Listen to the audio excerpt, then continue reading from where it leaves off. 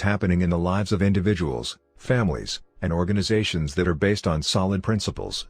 They admire such personal strength and maturity, such family unity and teamwork, such adaptive synergistic organizational culture. And their immediate request is very revealing of their basic paradigm. How do you do it? Teach me the techniques.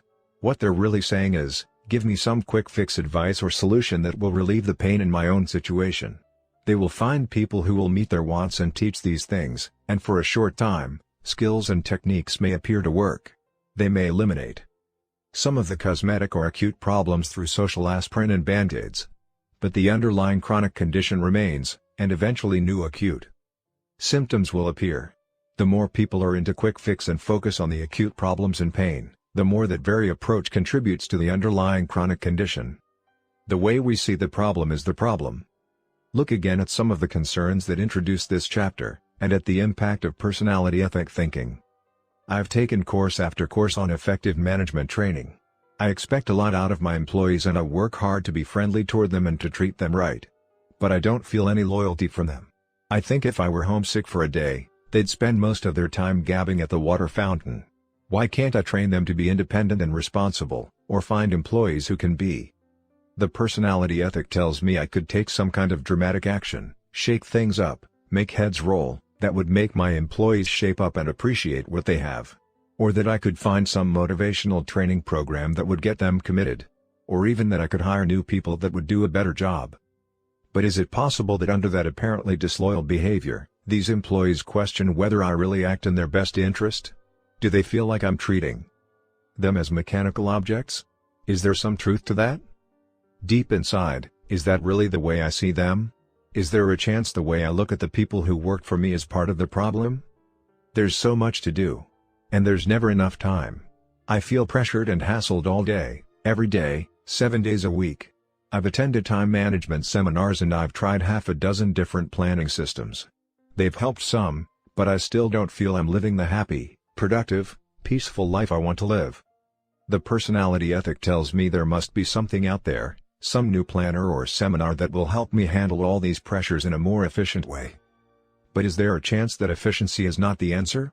Is getting more things done in less time going to make a difference, or will it just increase the pace at which I react to the people and circumstances that seem to control my life?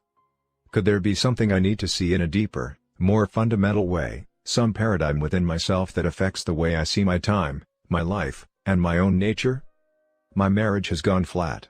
We don't fight or anything, we just don't love each other anymore. We've gone to counseling, we've tried a number of things, but we just can't seem to rekindle the feeling we used to have. The personality ethic tells me there must be some new book or some seminar where people get all their feelings out that would help my wife understand me better. Or maybe that it's useless, and only a new relationship will provide the love I need. But is it possible that my spouse isn't the real problem? Could I be empowering my spouse's weaknesses and making my life a function of the way I'm treated? Do I have some basic paradigm about my spouse, about marriage, about what love really is, that is feeding the problem? Can you see how fundamentally the paradigms of the personality ethic affect the very way we see our problems as well as the way we attempt to solve them? Whether people see it or not, many are becoming disillusioned with the empty promises of the personality ethic. As I travel around the country and work with organizations, I find that long-term thinking executives are simply turned off by psychology and motivational speakers who have nothing more to share than entertaining stories mingled with platitudes. They want substance, they want process. They want more than aspirin and band-aids. They want to solve the chronic underlying problems and focus on the principles that bring long-term results. A new level of thinking. Albert Einstein observed, the significant problems we face cannot be solved at the same level of thinking we were at when we created them. As we look around us and within us and recognize the problems created as we live and interact within the personality ethic, we begin to realize that these are deep, fundamental problems that cannot be solved on the superficial level on which they were created. We need a new level, a deeper level of thinking, a paradigm based on the principles that accurately describe the territory of effective human being and interacting, to solve these deep concerns. This new level of thinking is what 7 Habits of Highly Effective People is about. It's a principle-centered, character-based, inside-out approach to personal and interpersonal effectiveness. Inside out means to start first with self, even more fundamentally, to start with the most inside part of self, with your paradigms, your character, and your motives. It says if you want to have a happy marriage, be the kind of person who generates positive energy and sidesteps negative energy rather than empowering it. If you want to have a more pleasant, cooperative teenager, be a more understanding, empathic, consistent, loving parent.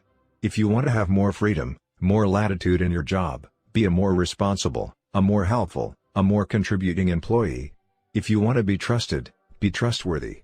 If you want the secondary greatness of recognized talent, focus first on primary greatness of character. The inside-out approach says that private victories precede public victories, that making and keeping promises to ourselves precedes making and keeping promises to others. It says it is futile to put personality ahead of character, to try to improve relationships with others before improving ourselves. Inside Out is a process, a continuing process of renewal based on the natural laws that govern human growth and progress.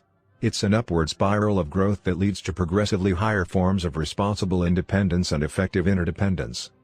I have had the opportunity to work with many people, wonderful people, talented people, people who deeply want to achieve happiness and success. People who are searching, people who are hurting. I've worked with business executives, college students, church and civic groups, families and marriage partners. And in all of my experience, I have never seen lasting solutions to problems, lasting happiness and success, that came from the outside in. What I have seen result from the outside in paradigm is unhappy people who feel victimized and immobilized, who focus on the weaknesses of other people and the circumstances they feel are responsible for their own stagnant situation.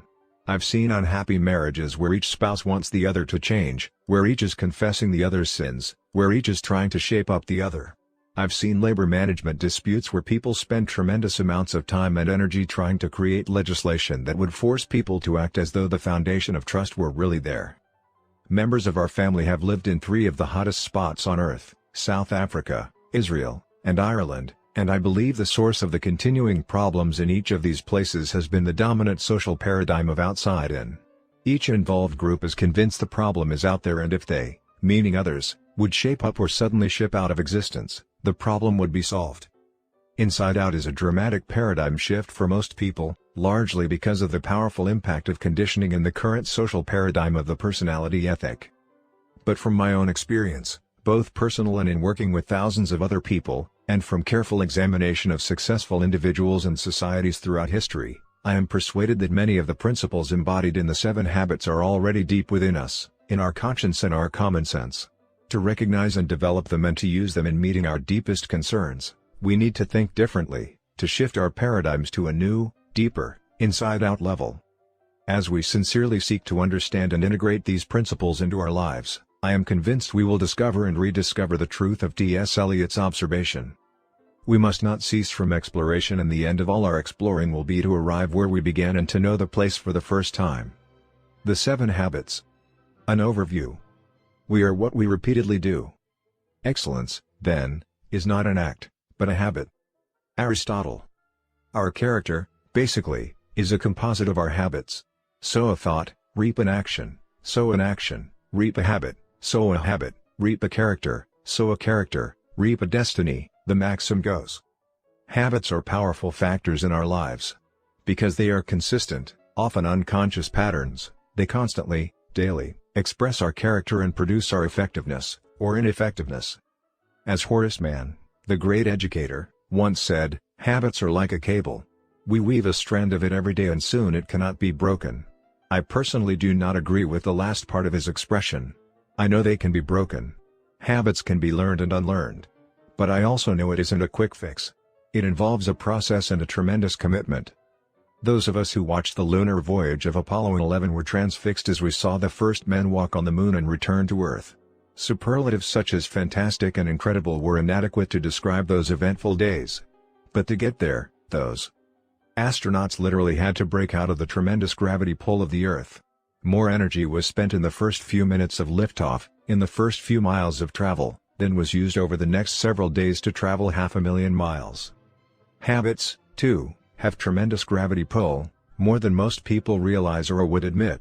Breaking deeply embedded habitual tendencies such as procrastination, impatience, criticalness, or selfishness that violate basic principles of human effectiveness involves more than a little willpower and a few minor changes in our lives. Liftoff takes a tremendous effort, But once we break out of the gravity